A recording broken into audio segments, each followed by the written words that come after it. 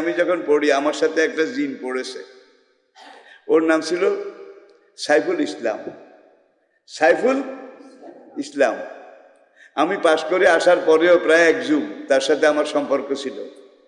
আমি কাউকে বলি নাই যে রায়পুর থেকে লেখাপড়া করে এসে বোধহয় মাওলানা লুৎফর রহমান বুজুর্গি জাড়ে। আমি খুব সাবধানী মানুষ, কাউকে বলি নাই।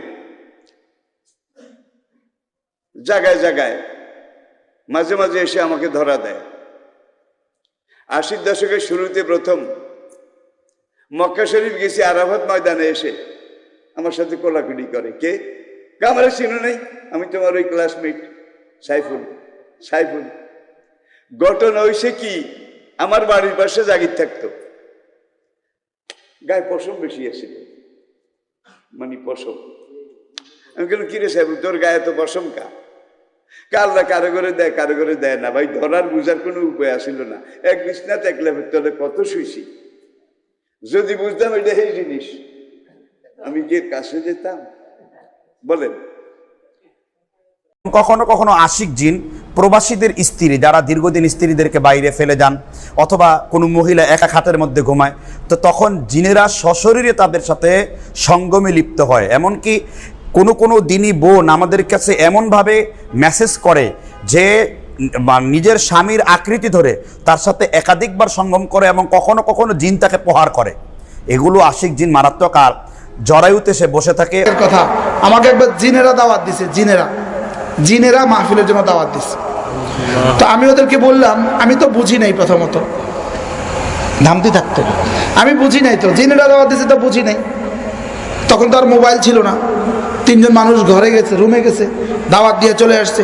আমিও দাওয়াত সময় মতো চলে আসলাম, আইসে হয়রান হয়ে গেলাম। সব অদ্ভুত কাণ্ড কারখানা।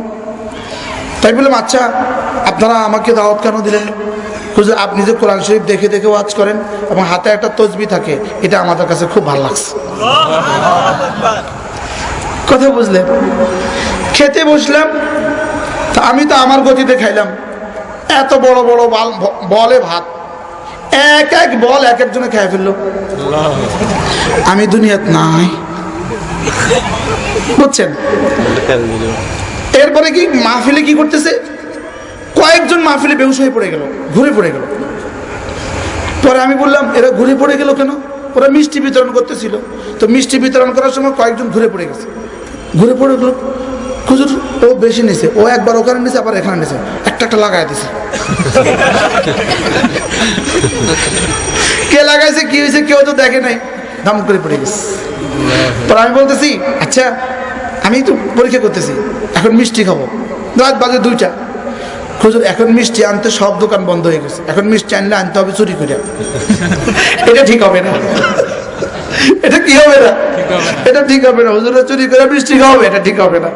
আচ্ছা আমি কি আমার মাথা ব্যথা করে একটু তেল আনেন তো। একজন দিছে দৌড়, একটা তেলের বোতল নিয়ে আসছে।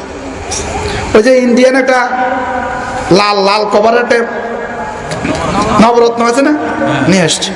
আমি কোথেকে আনলেন? কলিকাতা থেকে নিয়ে আসছি। বাহরহাল কথার কথা।